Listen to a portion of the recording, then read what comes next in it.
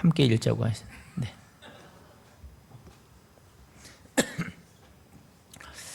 여성교회 개석회 몇 시에 가시나요? 네? 15분이요? 네. 30분까지 끝낼 테니까 30분에 가세요.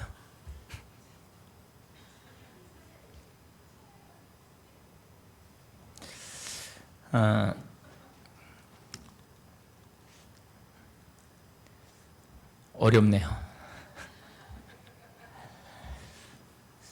오늘 열왕기하 14장에 있는 말씀으로 함께 은혜를 나누겠습니다. 유명한 사치품과 비슷하게 만든 그 모조품을 뭐라고 그러죠? 네, 짝퉁이라고 합니다. 나름 이게 진품과 아주 비슷한 품질을 가지고 있어도 이 모조품의 한계를 완전히 벗어날 수는 없어요. 그렇죠? 그래서 짝퉁이라고 합니다. 오늘 우리가 살펴볼 남왕국 유다의 왕 아마샤를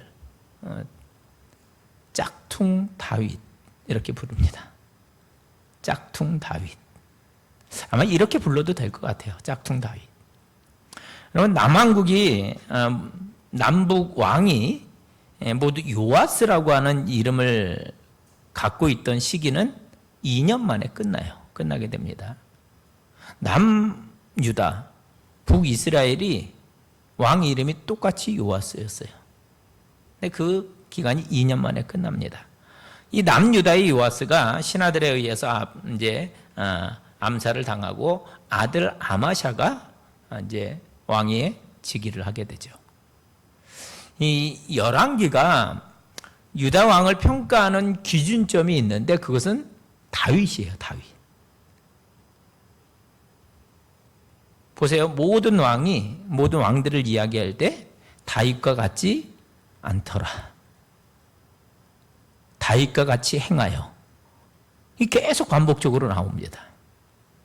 그러니까 유다 왕을 평가하는, 북이스라엘 말고 유다 왕을 평가하는 기준은 다윗이에요. 다윗. 근데 보세요. 아마샤는 좀 애매한 평가를 받아요.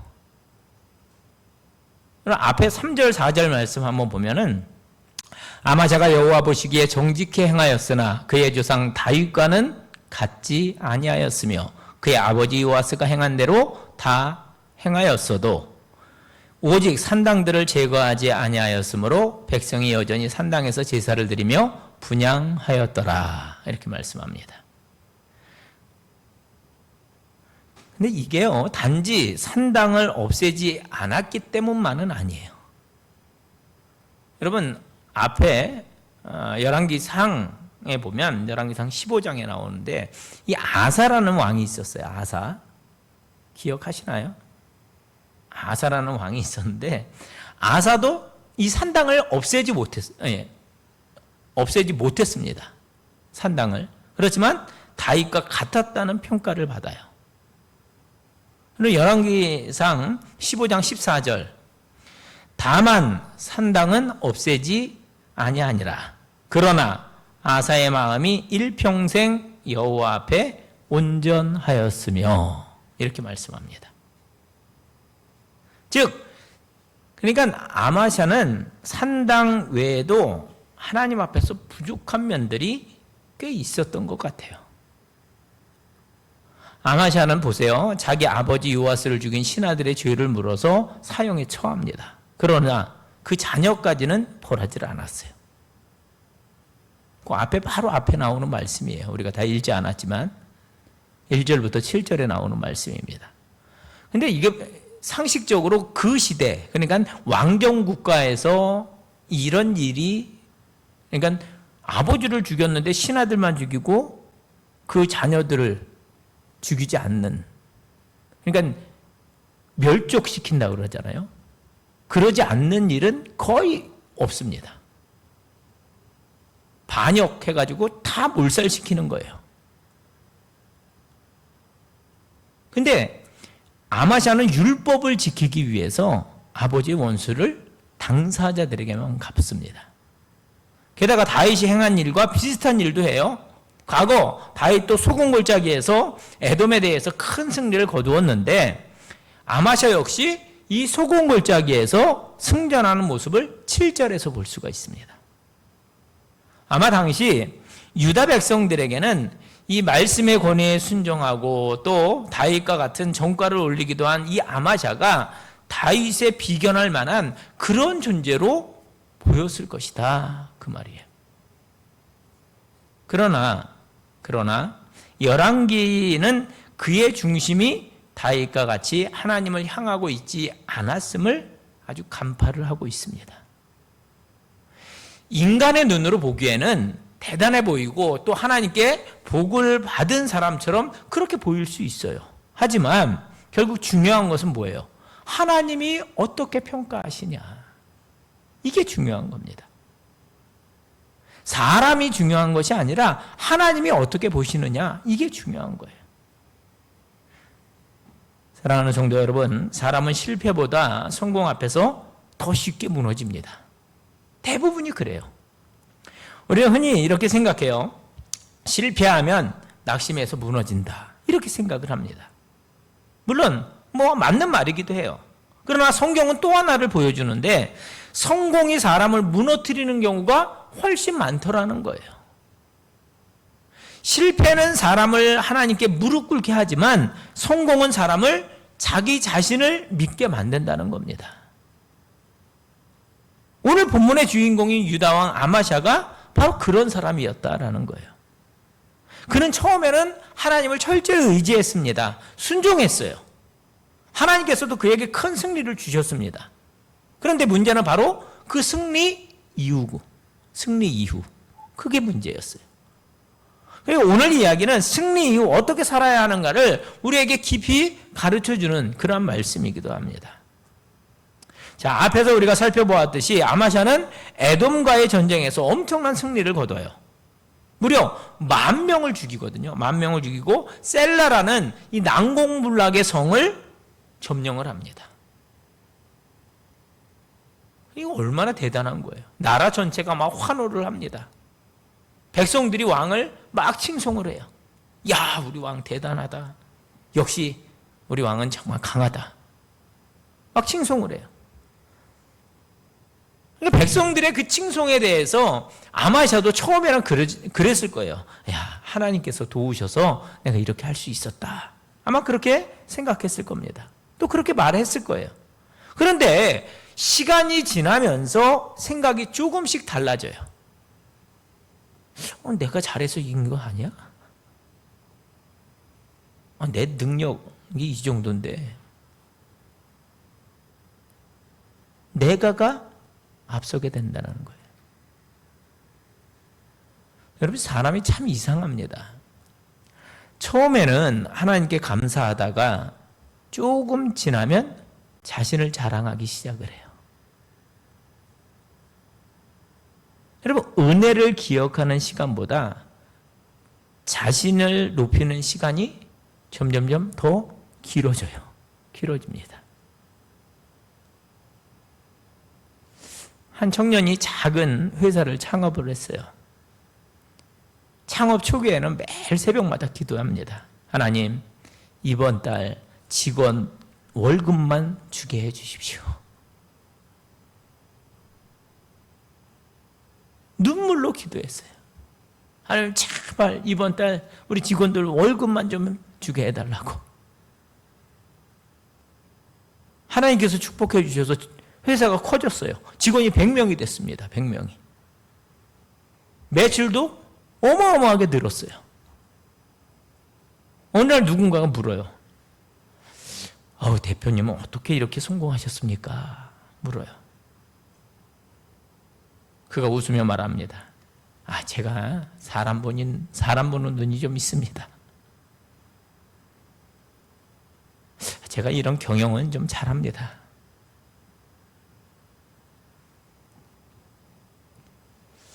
그의 그 말 속에는 하나님은 사라지고 자기만 남아있어요. 성공은 하나님을 잊게 만드는 가장 달콤한 유혹입니다. 그래서 잘 될 때 조심해야 돼요. 여러분, 우리도 그래요. 시험에 합격하면 내가 공부 잘해서 그렇게 된 줄 알아요. 사업이 잘 되면 내 능력 때문인 줄 압니다. 자녀가 잘 되면 내가 교육 방식이 이렇게 좋았다라고 생각을 해요. 그런데 여러분, 신명기는 말합니다. 신명기. 내 능력으로 재물을 얻었다 하지 말라. 재물 얻은 능력을 우리에게 주셨음을 알라는 거예요. 오늘 말씀이잖아요. 모든 것이 하나님께서 주신 은혜인 것입니다. 여러분, 8절을 보면 갑자기 아마샤가 북이스라엘 왕 여호아스에게 전쟁을 제안합니다. 이게 이해가 잘 안 돼요.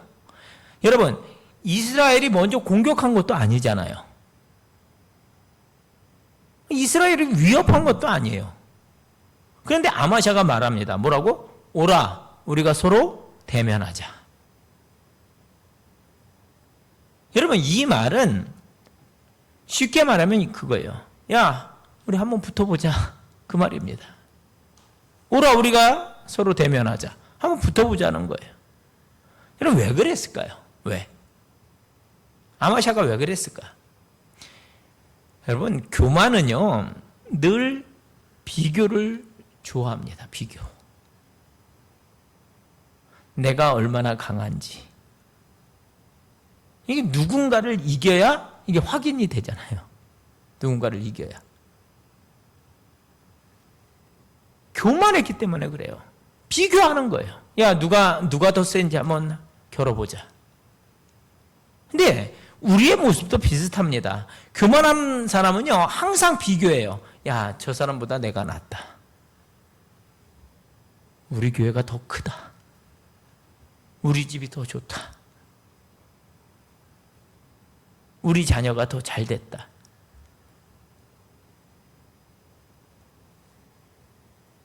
때론 참 유치합니다. 우리 초등학교 때 그런 거 있잖아요. 우리 집에는 뭐 얼만큼 있어. 초등학생들이에요. 초등학생들. 지기 싫어해요.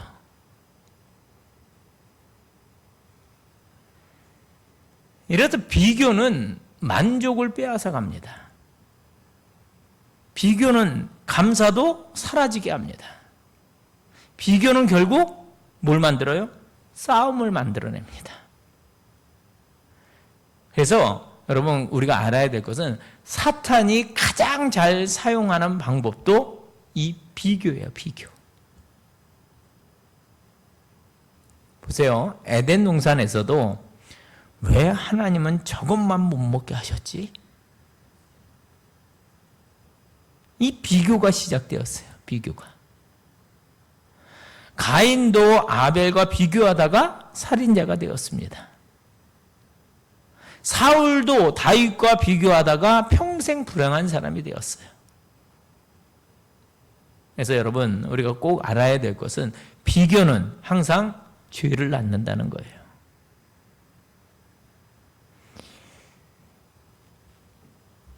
자, 아마샤에 우리가 서로 대면하자.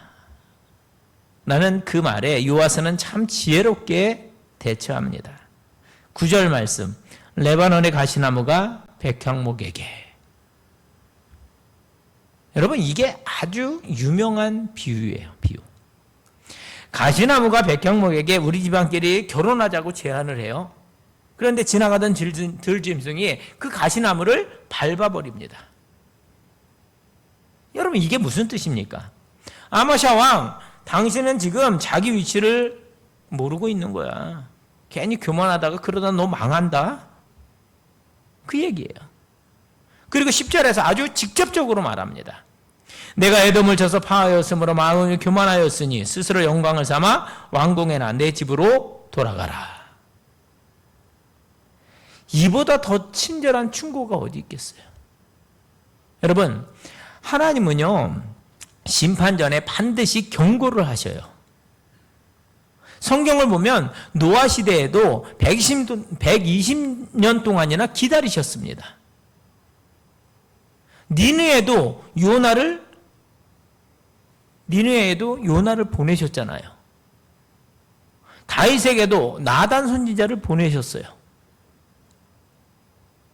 우리 하나님은 항상 돌아올 기회를 주신다는 거예요. 경고하신다는 거예요. 우리 인생도 마찬가지입니다. 가족이 말합니다. 때로는 목회자가 말합니다. 친구가 말합니다.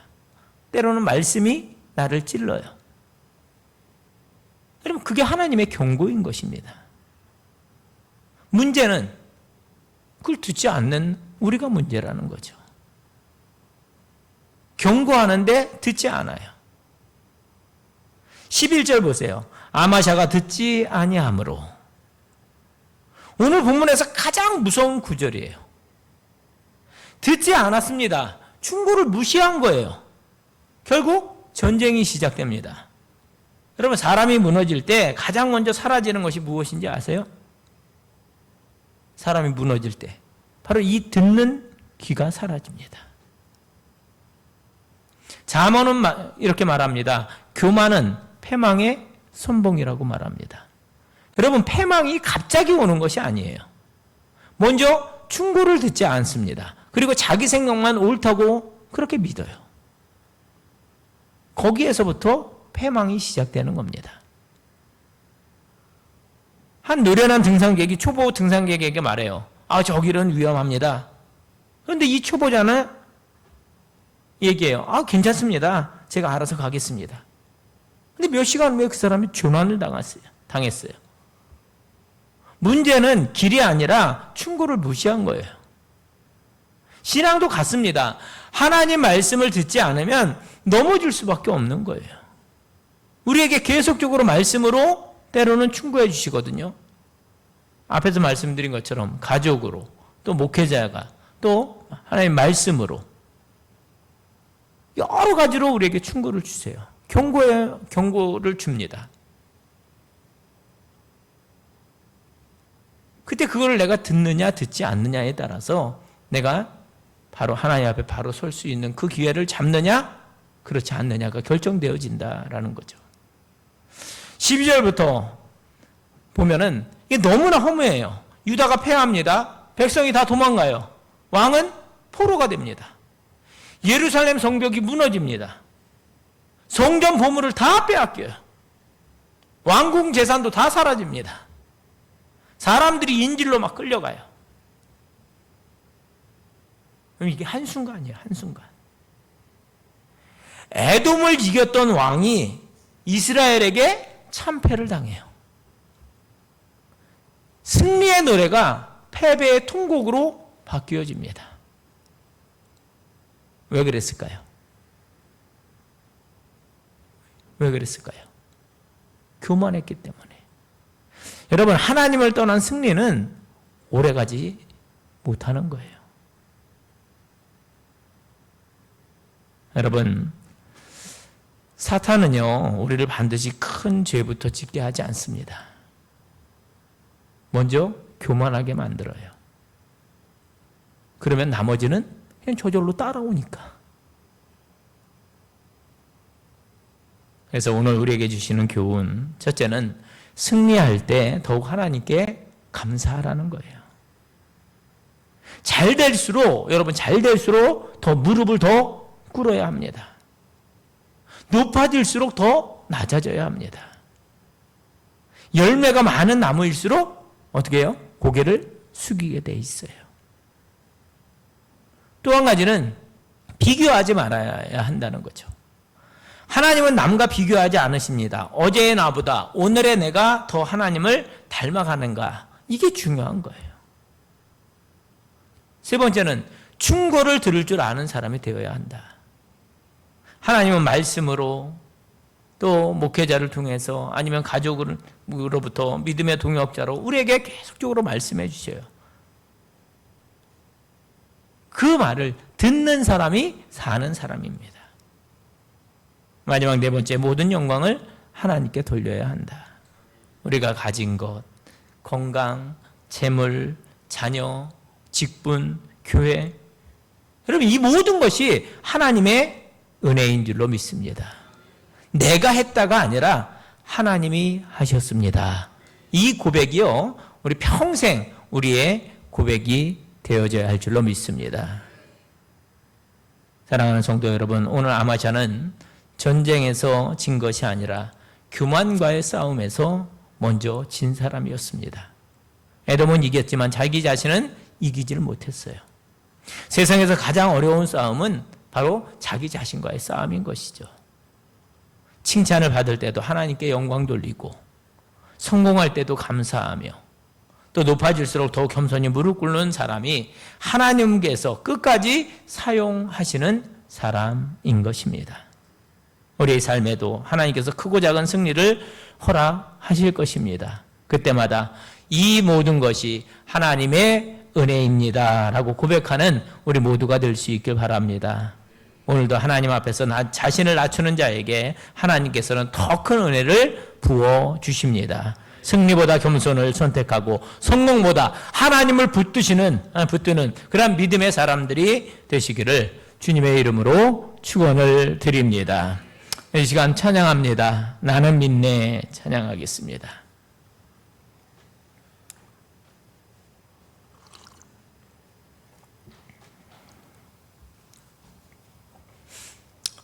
날마다 믿음으로 승리하는 삶이 되기를 간절히 바라면서 함께 찬양하겠습니다.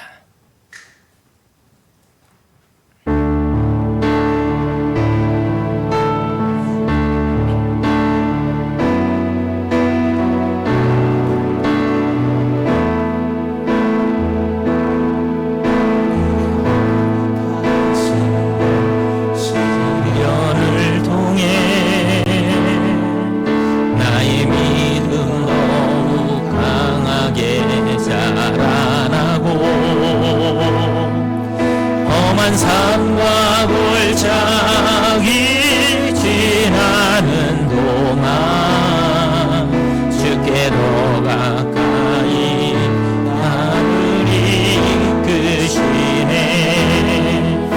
내가 겪는 시험이 어렵고 힘겨워도 내 주님보다 크지 않네. 바다가 말라지지 않으며 주가 나로 바다 위 걷게 하리. 나는 믿네. 주의 능력으로 내 삶 새롭게 되리. 나는 믿네.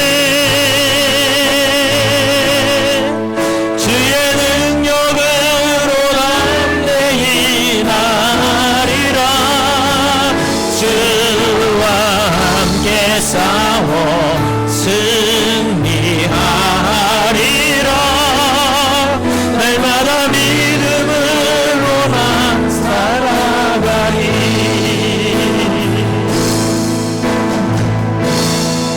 다시 한번 합니다. 내게 허락하신 시련을 통해 나의 믿음 더욱 강하게 자라나고 험한 산과 골짜기 지나는 동안 주께 더 가까이 나를 이끄시네. 내가 겪는 시험이 어렵고 힘겨워도 내 주님보다 크지 않네.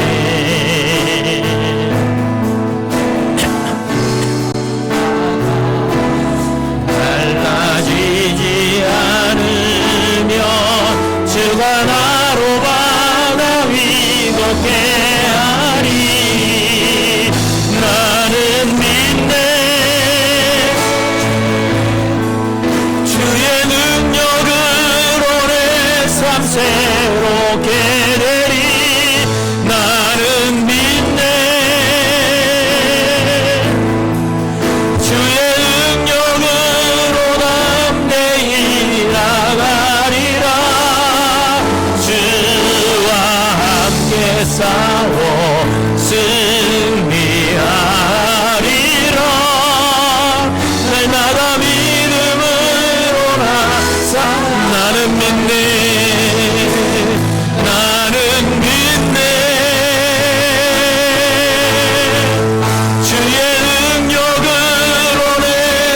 권세로 되리니 나는 믿네.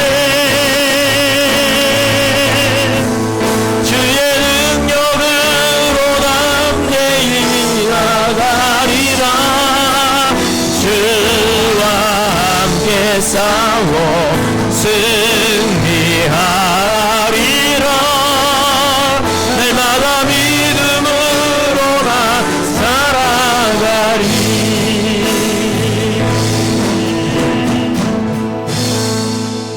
아멘. 기도하겠습니다. 사랑의 하나님, 오늘 아마샤 왕의 모습을 통해서 우리의 모습을 돌아보게 하시니 감사를 드립니다. 주님, 우리는 실패보다 성공 앞에서 더 쉽게 교만해지고 은혜보다 자신의 능력을 자랑하며 하나님보다 자신을 의지할 때가 많았음을 고백합니다. 우리를 불쌍히 여겨 주시옵소서. 하나님께서 베푸신 은혜를 잊지 않게 하시고 조금 형통하다고 스스로 높아지는 어리석음을 철저히 버리는 저희들 되게 하여 주시옵소서. 그래서 우리의 입술에서는 언제나 내가 한 것이 아니라 하나님께서 하셨습니다. 이 고백이, 이 감사의 고백이 늘 넘쳐나게 하여 주시옵소서.